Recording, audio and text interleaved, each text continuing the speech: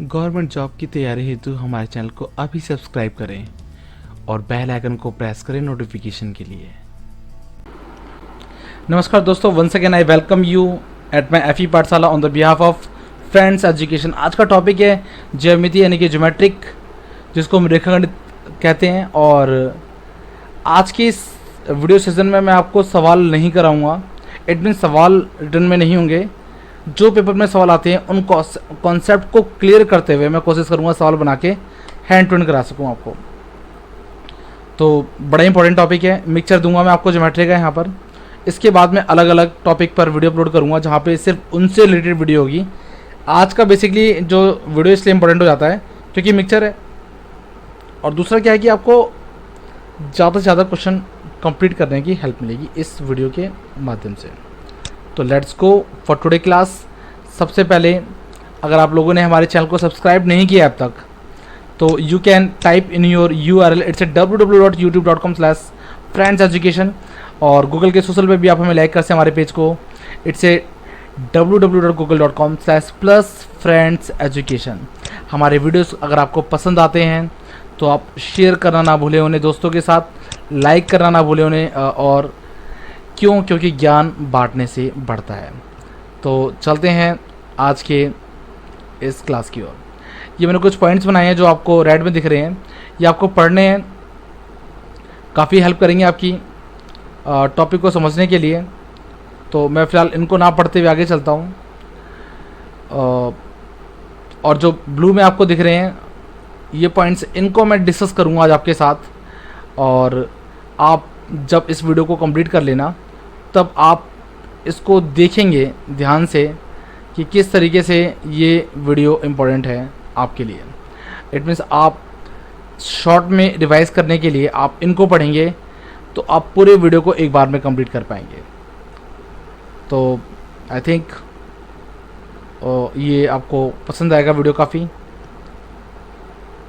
तो चलता हूँ मैं आज एक एक करके इस पॉइंट को कंप्लीट करने के लिए।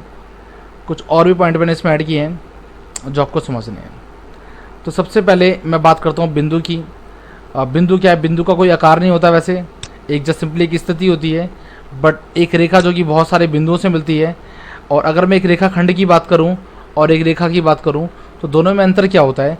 रेखा जिसकी कोई लंबाई नहीं है, एक अनिश्चित लंबाई होती है, जबकि रेखाखंड जिसकी एक निश्चित लंबाई होती है, सर्टेन लेंथ होती है, 5 सेंटीमीटर 500 मीटर, कुछ भी एक निश्चित लंबाई होती है रेखाखंड की, जबकि रेखा की कोई लंबाई नहीं होती निश्चित। तो अगर 3 रेखाएं आपस में घिरी हों तो ये बन जाता है आपका त्रिभुज। जैसे कि 4 भुजाएं आपस में घिरी हों तो बन जाता है चतुर्भुज। 5 भुज से पंचभुज। भाई घिरी आकृतियों से जो भी बने, जितनी भुजाएं वो आगे लगा के आप भुज लगाते हैं, त्रिभुज चतुर्भुज। त्रिभुज के तीनों कोणों का योग 180 होता है, इससे कॉमन सबको पता होता है। तो अब तो इस वाले पेपर में नहीं आते, बट एक बेस है। अगर आपको कोई भी 2 कोण दे दे, जैसे मान लीजिए आपको दे दे 30 डिग्री और ये दे दे आपको 50 डिग्री, अब आपको बताना है कि कितने डिग्री का है, तो आप इन दोनों को जोड़ के आप 180 में से लेस कर देते हैं। 80 ये 50 प्लस 3 करके आया 30 करके, तो 180 में से 80 गए 100 डिग्री। तो ये आपका निकल के आएगा 100 डिग्री। त्रिभुज के तीनों कोणों का योग 180 होता है। इसीलिए जब भी आपको 2 कोण दे तो आप दोनों को जोड़ के 180 में से लेस करते हो। अब बात करता हूँ 2 आसन कोणों का योग 180 होता है। जैसा कि आप यहाँ पे 2 फोटो देख पा रहे हैं, एक तरीके से आसन कर रहे हैं। आप ध्यान से देखिए इस लाइन को। ये जो 2 हाथ हैं एक लाइन बनने का काम करते हैं। यानी कि अगर मैं बात करूँ इस लाइन की, जब एक बिल्कुल सरल रेखा है मान लीजिए और ऊपर से कोई भी एक रेखा इनको काटती है, तो ये कोण आपस में बनते हैं। ये जो एक सीधी लाइन के ऊपर एक लाइन आने से जो पर्टिकुलर 2 एंगल बनते हैं, इसके लेफ्ट और राइट में सरल रेखा पर, इन दोनों का जो योग है वो होता है 180। इसको बोलते हैं आसन कोण।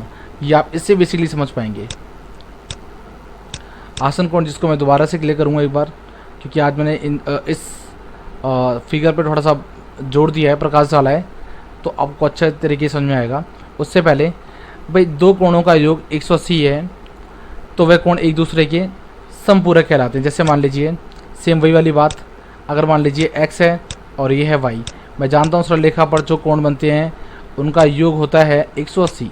तो x प्लस वाई 180 है, तो x और y एक दूसरे के समपूरक कहलाएंगे। यही सेम कहानी यहाँ भी होती है, बट यहाँ पे एंगल ऐसा नहीं बनेगा, ऐसा बनेगा, बिकॉज इट्स अ 90 डिग्री। अगर ये एक्स वाई है, ये मान लीजिए 90 पूरा, ये एक्स और ये वाई, तो X plus Y equal to 90 है, तो ये दोनों एक दूसरे के पूरक कहलाएंगे। अब बच्चे कन्फ्यूज़न कहाँ करते हैं, समपूरक उसकी जगह और पूरक उसकी जगह। भाई जहाँ ज़्यादा वर्ड आ रहा है समपूरक, जहाँ ज़्यादा आ रहा है वहाँ ज़्यादा अमाउंट आना है, जहाँ कम वाला है पूरक वहाँ कम वाला है। भाई ऑप्शन 2 ही है 90 और 180, तो आपको कम वाले में कम और ज़्यादा वाले में ज़्यादा पुटअप करना है।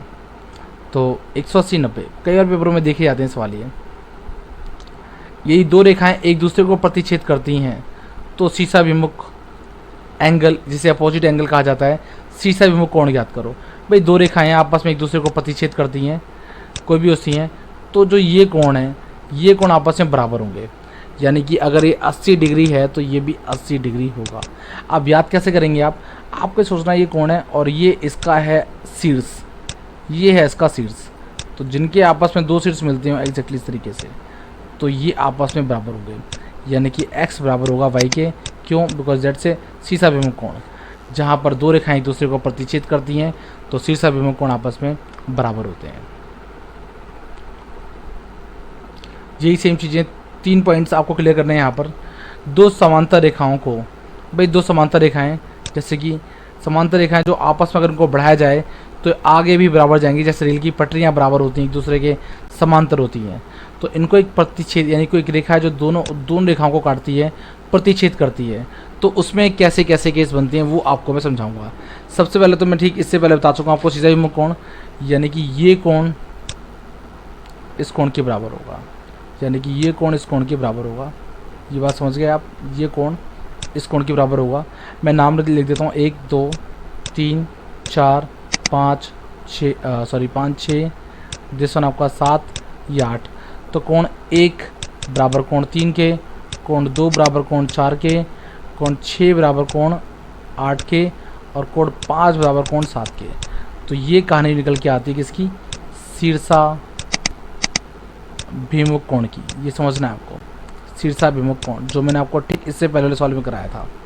यानी कि इसका शीर्ष इसके शीर्ष से मिलता है तो शीर्षाभिमुख कोण। अच्छा, एक बात, अगली बात है संगत कोण की। कहता है एकांतर कोण, संगत कोण। पहले मैं आपको संगत कोण बताता हूँ। संगत कोण क्या होता है?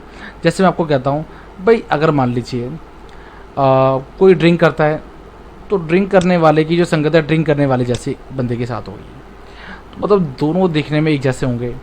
तो ये आपको समझना है भाई, अगर मान लीजिए कोणों में भी संगत जैसा हिसाब है। जैसे मान लीजिए एक कोण ऐसा आपको दिख रहा है, तो इसकी संगत जो होगी वो इसके जैसी कोण के साथ होगी, यानी कि कुछ ऐसे कोण। अगर मान लीजिए कोण ऐसा है तो इसकी संगत इस वाले कोण की जैसे होगी। तो वही आपको देखना है, एक जैसे संगत कैसी दिख रही है।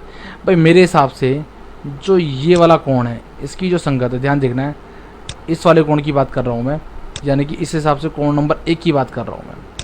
ये कोण देखने में इस कोण के जैसा है, इस कोण के जैसा, यानी कोण नंबर 5 के जैसा। तो कोण 1 बराबर कोण 5 के, कोण 1 बराबर कोण 5, ये है आपका संगत कोण। तो ऐसे कितने कोण हैं जो आपस में एक दूसरे की संगत जैसे दिखाई दे रहे हैं?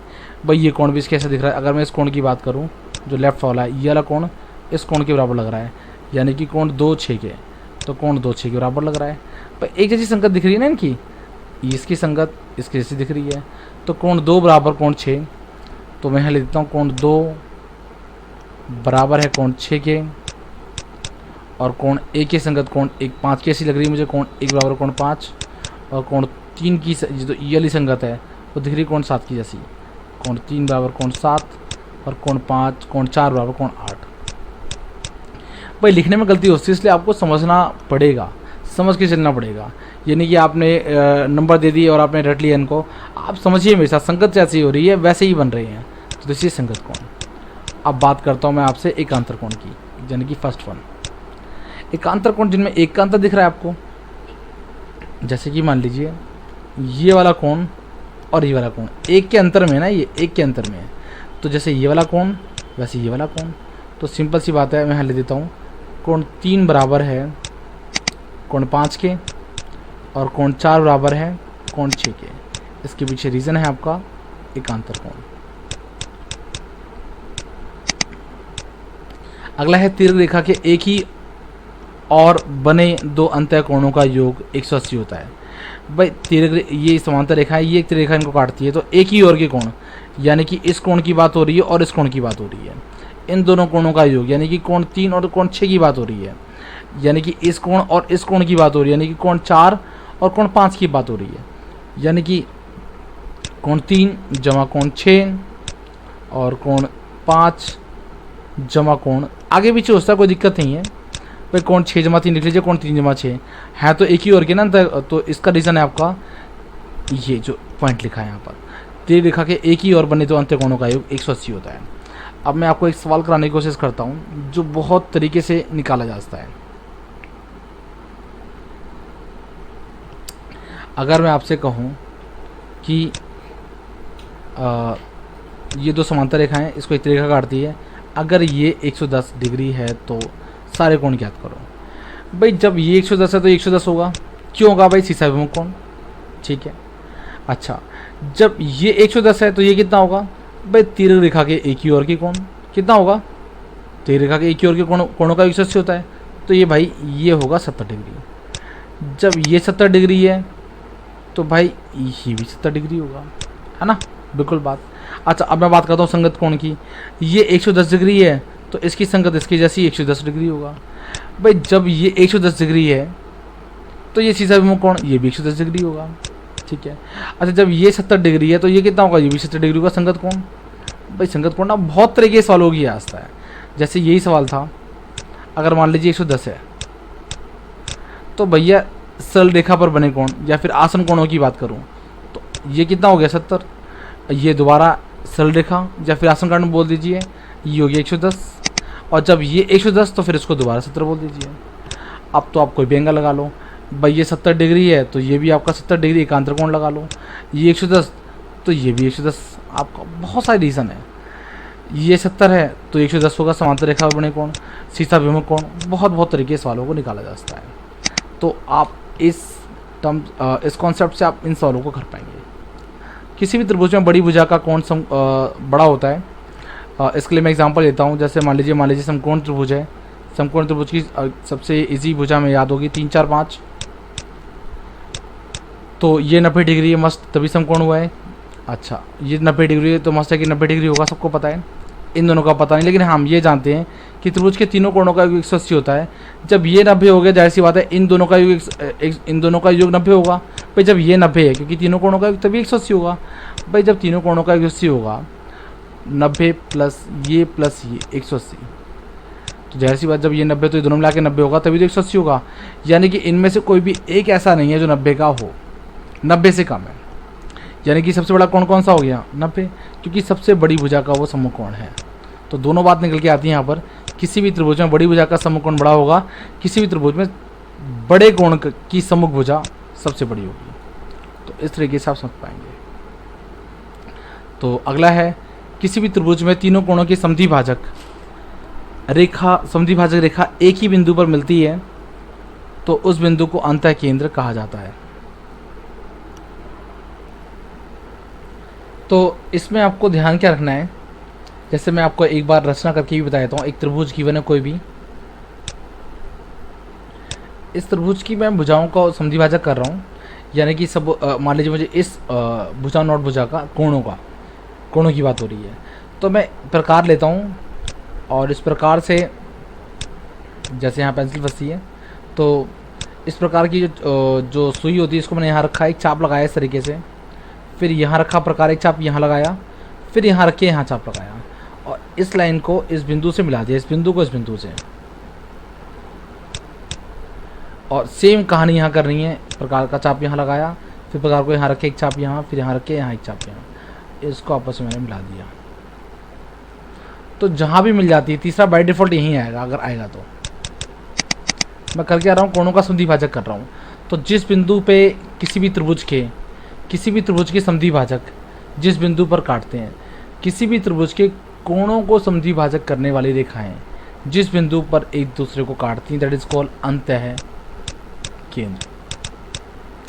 और इसकी मदद से जो वृत्त खींचा जाता है इस दूरी को भर के, वो कहलाती हैं आपकी अंतःवृत्त। एक सवाल भी आता है पेपर में कई बार एक समबाहु त्रिभुज के अंतःवृत्त और परिवृत्त के बीच क्या अनुपात होता है। तो ये आपको ध्यान रखना है। अंतःवृत्त और परिवृत्त की बात करें तो अंतः और परिवृत्त 1:4। अगर आपको परिवृत्त और अंतःवृत्त परिवृत्त की बात मैं थोड़ी देर में आपसे करता हूँ। तो फिलहाल मैं चला गया सवाल में, सवाल की बात मुझे जाना चाहिए था सवाल के अंदर। तो अंतः केंद्र समझ में आ गया, जहाँ पे किसी भी त्रिभुज के कोण समद्वि भाजक एक दूसरे को काटते हैं। किसी भी त्रिभुज के मध्य बिंदुओं पर भुजाओं के किसी भी त्रिभुज भुजाओं के मध्य बिंदुओं पर, यानी कि इसमें भुजाओं की बात हो रही है। भुजा का मध्य बिंदु, यानी कि अगर मान लीजिए मुझे इस भुजा का समद्वि भाजक करना है, भुजा का मध्य बिंदु बोल दीजिए, भुजा का समद्वि भाजक बोल दीजिए। इस भुजा का मध्य बिंदु अगर मुझे निकालना है तो मैं क्या करूँगा, प्रकार से इस रेखा से आधी दूरी भरूंगा, एक चाप ऊपर लगाऊंगा और एक चाप कहीं यहाँ लगाऊंगा। सेम वही काम मैं यहाँ से करूँगा, एक चाप यहाँ और एक चाप यहाँ, और इन दो बिंदुओं को मिलाने की कोशिश करूँगा। अभी थोड़ा सा अलग लग रहा है, ये जो पॉइंट होगा ये कहलाएगा मध्य बिंदु। अभी आपको देखने में लग रहा होगा कि रफली बन रहा है। सेम कहानी मुझे यहाँ से करनी होगी। इस बिंदु का अगर मान लीजिए मैं मिला लेता हूँ, इस भुजा का मैं संधि भाजक करता हूँ, यहाँ पर कर रखा और इस भुजा का आधी से ज़्यादा दूरी भर के एक चाप यहाँ लगाया, एक चाप यहाँ लगाया, फिर सेम काम यहाँ पर कर रखा, एक चाप यहाँ लगाया, एक चाप यहाँ लगाया। तो इस तरीके से ये कुछ रेखा जाती है, यहाँ कहीं मिल जाती है। इस पर प्रकार रख के एक वृत्त खींचा जाएगा, ये कहलाएगा परिवृत्त। और जो पॉइंट जहाँ पर मिलते हैं ये कहलाता है परिकेंद्र या फिर बाह्य केंद्र। सर्कल बहुत अच्छा डायग्राम तो बना नहीं, बट समझाने के लिए आई थिंक समझ में आ गया होगा आपको। तो मैं अब पहले वाले सवालों को से जोड़ता हूँ, ध्यान रखना, ताकि आपको ना चीज़ इधर की उधर, उधर की इधर ना, जो मोस्टली बच्चों के साथ होती है, जो मेरे साथ भी हुआ करती थी। मैंने पहले आपको कराया अंतः केंद्र।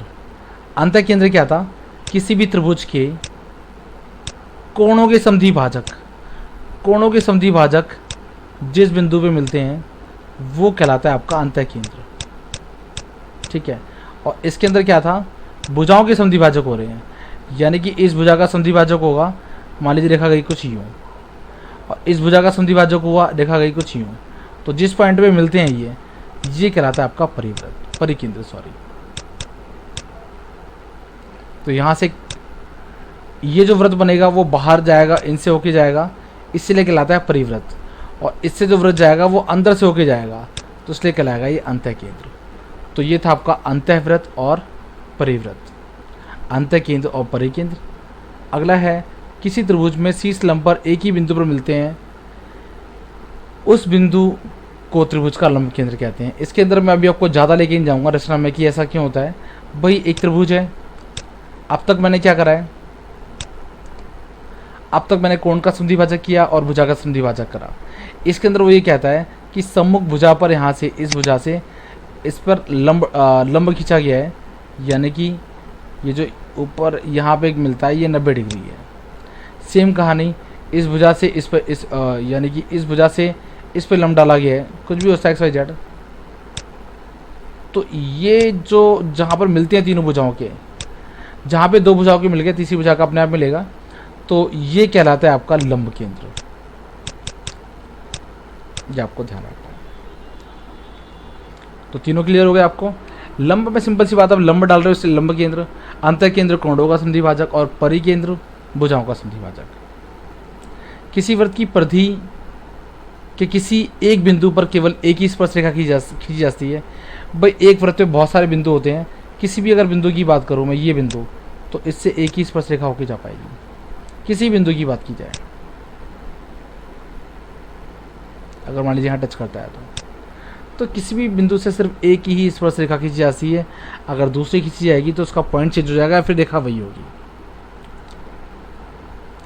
किसी वृत्त की परिधि पर स्थित किसी बिंदु पर खींची गई स्पर्श रेखा स्पर्श बिंदु से होकर खींची गई त्रिज्या पर लंब होती है। बिल्कुल ठीक है भैया। अगर मान लीजिए एक वृत्त है, जैसा कि वृत्त यहाँ बना हुआ है, और किसी बिंदु पर खींची गई स्पर्श रेखा, जैसे कि स्पर्श रेखा मैं खींच देता हूँ, ये त्रिज्या पर लंब होती है, इसमें कोई शक नहीं है, छोटी बात है बट पता होनी चाहिए। किसी बाह्य बिंदु से किसी वृत्त पर खींची गई दो स्पर्श रेखाओं की लंबाई बराबर होती है। ठीक है, जैसे मान लीजिए एक वृत्त है, एक बाह्य बिंदु में यहाँ P मान लेता हूँ, इस P से दो स्पर्श रेखाएं इसके ऊपर खींची आ रही हैं, यानी मान लीजिए एक तो आ गई ये बिंदु मान लीजिए, और एक आ गई ये मान लीजिए रेखा है, डायग्राम में दिक्कत हो रही है। तो ये जो A और B हैं, ये पॉइंट B, तो PA बराबर होगा PP के। किसी बाह्य बिंदु से वृत्त पर खींची गई दो स्पर्श रेखाओं की लंबाई बराबर होती है, समान होती है। वृत्त की केंद्र से समदूरस्थ जीवाएं समान होती है।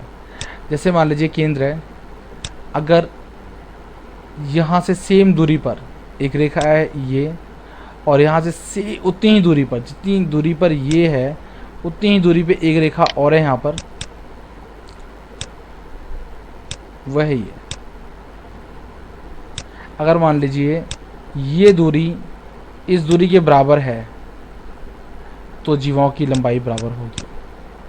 भाई सिंपल सी बात है, दो जीवाएं हैं और वो आपस में बराबर हैं, कुछ भी होती किस तरफ भी होती, तो उनकी केंद्र से दूरियां भी समान होंगी।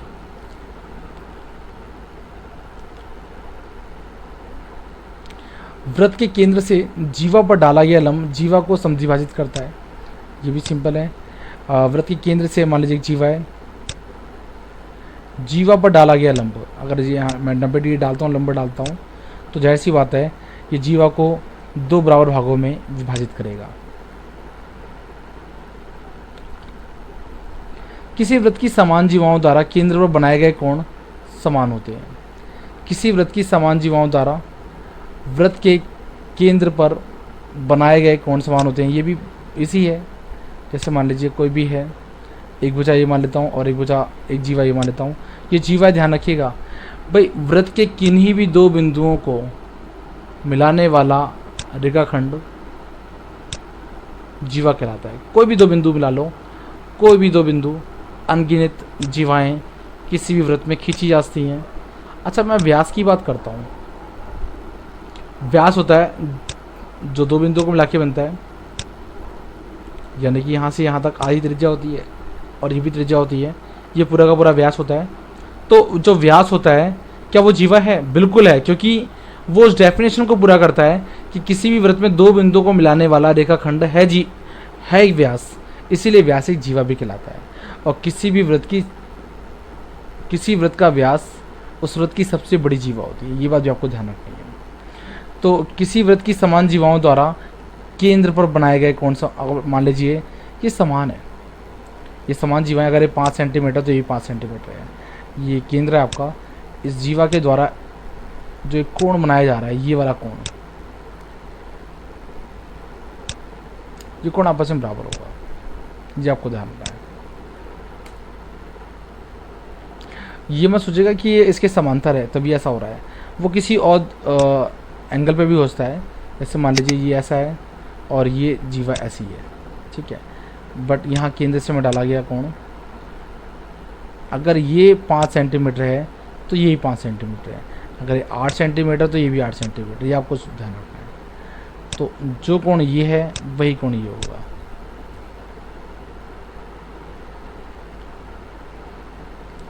ये मजेदार है, पेपर में बहुत बार आता है। ये चक्री चतुर्भुज कहलाता है क्या है?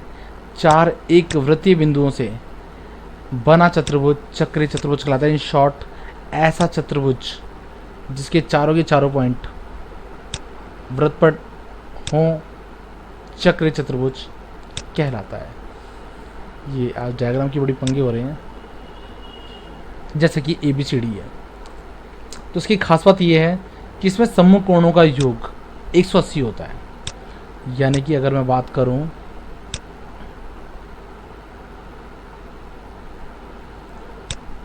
A, B, C और D की,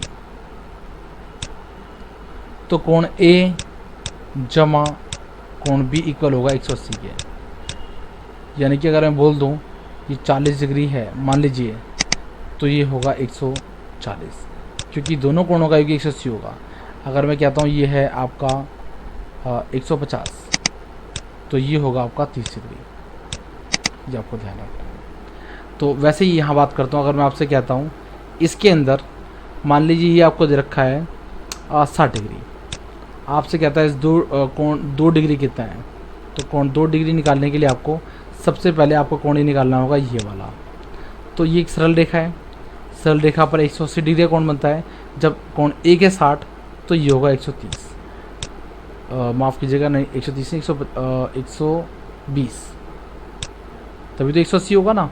अब ये चक्र चतुर्भुज की पर में आ गई 120, तो ये कितना होगा, ये होगा 60। तो ये भी कैसे चक्र चतुर्भुज का बाह्य कोण अंतः समकोण कोण के बराबर होता है, क्योंकि ये भी 60 तो ये भी 60। चलते हैं अगले सवाल की ओर। किसी भी त्रिभुज का बाह्य कोण त्रिभुज के अंतः कोणों के योग के बराबर होता है।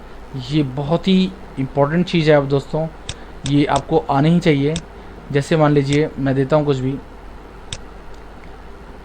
कोण ए कोण बी, ये कोण ए है, ये बी है, सी है, तो यहाँ पे जो ये वाला कोण निकल के आ रहा है वो इन दोनों को जोड़ के निकल के आ रहा है। तो दैट से ए प्लस बी। अगर मैं आपसे कहता हूँ ये है 50 डिग्री और ये है 30 डिग्री, तो आपको बताना है ये कितना है। तो इसको निकालने के तरीके कौन कौन से हैं? एक तो आप सिंपल सी बात है, इन दोनों को जोड़ दोगे 50 30 80, तो ये होगा 80। अगला तरीका, त्रिभुज के तीनों कोणों का योग कितना होता है 180, तो 50 30 80, तो कितना होगा, ये 100 होगा, 100 होना चाहिए। अब एक सरल रेखा पे कोण कितने डिग्री का बनता है 180 का। जब ये 100 है तो ये भी क्या होगा, ये भी होगा आपका 80। भाई 180 होता है सरल रेखा पर, ये तो 100 निकाल लिया आपने त्रिभुज के तीनों कोणों का योग लगा के। या फिर सिंपल सी बात है, किसी भी त्रिभुज के बाह्य कोण त्रिभुज के अंतः कोणों के योग के बराबर होता है। तो इससे आप डायरेक्ट कर पाएंगे कि जो इन दोनों का योग है, यानी कि ए जमा बी बराबर बाह्य कोण ए प्लस बी।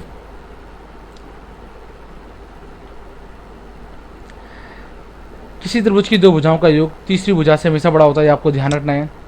और जैसे मान लीजिए समकोण त्रिभुज की बात करें, 3 4 5, 5 12 13, 7 24 25, ये मैं इसलिए ले रहा हूँ क्योंकि भुजाएं में याद है। अब आप इसमें किसी भी दो भुजाओं का योग कर लो, तीसरी भुजा से हमेशा बड़ा होगा। भाई 4 3 7 5, 12 5 17, 24 7 31, किन्हीं भी दो भुजाओं का योग कर लो आप, तो तीसरी भुजा से सदैव बड़ा होगा।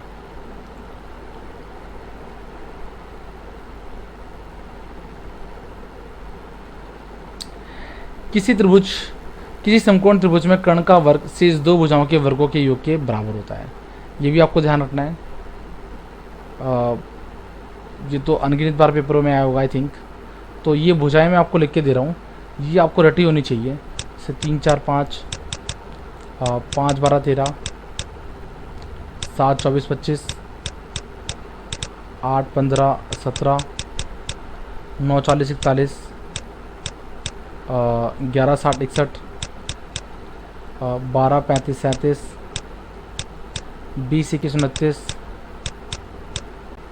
48 55 73, आई थिंक यही है सारी। 1 2 3 4 5 6 7 8 9 है, ठीक है। इनको कोशिश करो आप एक सांस में रटने की, ताकि कभी भी जरूरत पड़े तो आप आराम से कर सकें। जैसे कि अगर मान लीजिए एक समकोण त्रिभुज है, इस समकोण त्रिभुज भुजा में अगर ये 3 है, ये 4 है, तो ये कितना होगा, ये सवाल आता है पेपर में। तो जो भी कर्ण, ये होता है कर्ण हमारा, तो इसका स्क्वायर बराबर होगा इन दोनों के स्क्वायर के बराबर। यानी कि अगर मैं इसको x मान लूँ तो x का स्क्वायर बराबर होगा 3 का स्क्वायर प्लस 4 का स्क्वायर। तो 3 का स्क्वायर 9, 4 का स्क्वायर 16, ये स्क्वायर बन जाएगा यहाँ पर अंडर रूट। तो 16 9 25, 25 से निकल के आएंगे 5। तो इस तरीके से निकल के आता है। बट ऐसा नहीं कि पाइथागोरस प्रमेय में सिर्फ यही भुजाएं होती हैं, इनके गुणा में भी होती है। जैसे मान लीजिए अगर मैं इसकी गुणा 2 में कर दूँ, उस पूरी इक्वेशन की जो भी है, तो 2 3 6, 2 चौके 8, 2 पंजे 10, वो रूल यहाँ भी काम करेगा। ये कमाल की बात है। तो ऐसा नहीं कि बस ये रटनी है आपको इस तरीके से रेशो में भी गुणा करके निकाली जाती है। जैसे अगर मैं इसकी बात करूँ, सबसे बड़ी भुजा कौन सी, 10 10, यानी कर्ण का स्क्वायर 10 दाम 100, 8 का स्क्वायर 64, 6 का स्क्वायर 36, तो 100 बराबर है 64 36 100। तो इट्स राइट, इक्वल है। तभी वो कह रहे हैं कि कर्ण का जो वर्ग है शेष भुजाओं के वर्गों के योग के बराबर होगा। इसी को बोलते हैं पाइथागोरस प्रमेय। किसी वृत्त में किसी जीवा द्वारा केंद्र पर बना कोण शेष परिधि पर बने कोण के 2 गुना होता है। या फिर अर्धवृत्त में बना कोण समकोण होता है, ये भी मैं इसी के बेस पे प्रूफ करूँगा। तो सबसे पहले आपको ये ध्यान रखना है भैया कि किसी भी वृत्त में एक ही चाप द्वारा, यहाँ से मान लीजिए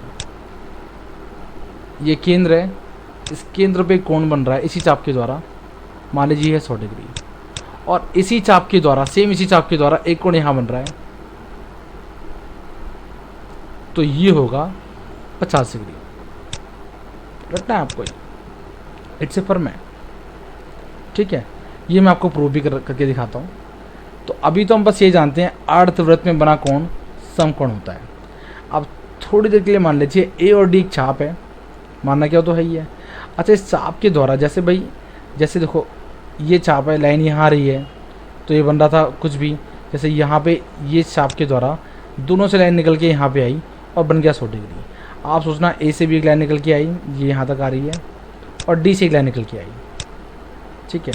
ये केंद्र है, केंद्र और एक सरल रेखा भी है, तो केंद्र पे कितने कोण बनता है, या एक सरल रेखा है या व्यास है, जो भी बोल दीजिए आप, 180 बटे केंद्र भी है, आपको ध्यान रखना है।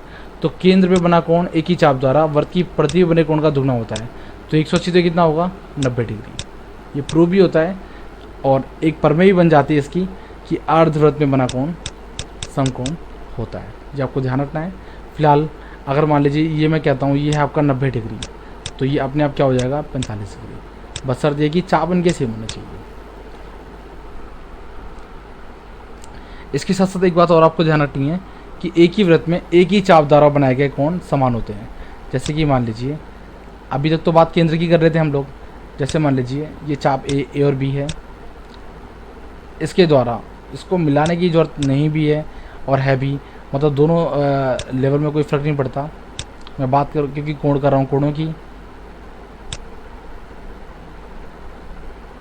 ये सारे कोण बन रहे हैं, ये सभी कोण आपस में बराबर होंगे। अगर मैं बात करूँ कोण x की, कोण y की, कोण z की, तो x बराबर होगा y बराबर z के, क्योंकि ये बन ए और b के द्वारा रहे हैं, एक ही चाप द्वारा बनाए कोण बराबर होते हैं। जी आपको ध्यान रखना है। जैसे सवाल के अंदर देख लीजिए, एक ही वृत्तखंड के कोण बराबर होते हैं। मैंने वहाँ पे बात बोली एक ही चाप के द्वारा, वो वर्ड था एक ही वृत्तखंड। वृत्तखंड बोलना बहुत ज़रूरी, मैंने गलती से चाप बोल दिया। अच्छा है कि क्वेश्चन भी आ गया। जैसे कि बताता हूँ, एक ही चाप बोलने से क्वेश्चन गलत कैसे हो जाता है। जैसे मान लीजिए ये है ए और बी, अगर मैं ऊपर की बात करूँ ये भी खंड है, और मैं छोटे ए बी की बात करूँ इधर से, तो ये भी खंड है। तो ये क्या इसे कहते हैं दीर्घ वृत्तखंड, इसको बोलते हैं लघु वृत्तखंड। तो एक ही वृत्तखंड में अगर आप उधर की बात कर रहे हो तो उधर की बात करो, अगर आप इधर की बात करो तो इधर की बात करो। यानी कि अगर मैं बात करूं, जैसे कि मान लीजिए एक कोण गया यहाँ पर, ये हो गया ये, और एक कोण गया यहाँ पे। अब मैं बात करता हूँ यहाँ की, यानी कि अगर ये 50 डिग्री है तो यही 50 डिग्री होगा, ठीक है। लेकिन अब मैं आता हूँ यहाँ पर, क्या 50 डिग्री होगा भाई, एक ही चाप के द्वारा बन रहे हैं। यही लैंग्वेज मैंने गलती यूज़ करी अपने इससे पहले वाले में। मुझे यूज़ करना था एक ही वृत्तखंड में, एक ही वृत्तखंड के कोण बराबर होते हैं। तो भैया ये लघु खंड में बना है, जो ये वाला बना है वो लघु में बना है, लघु खंड में, और वो वाला बना है दीर्घ वृत्तखंड में, दीर्घ खंड में। तो ये आपको ध्यान रखना, एक ही खंड में बनना चाहिए। यानी कि आपका ये अलग होगा, ये 50 नहीं होगा, क्योंकि लघु में बन रहा है वो दीर्घ, भले वो एक ही चाप के द्वारा बन रहे हैं, बट वो दीर्घ एक ही वृत्तखंड के कोण बराबर होते हैं, ध्यान रखना आपको, ठीक है। अच्छा, ये कैसे निकलेगा भाई, ए बी इसे कर लो पी क्यू।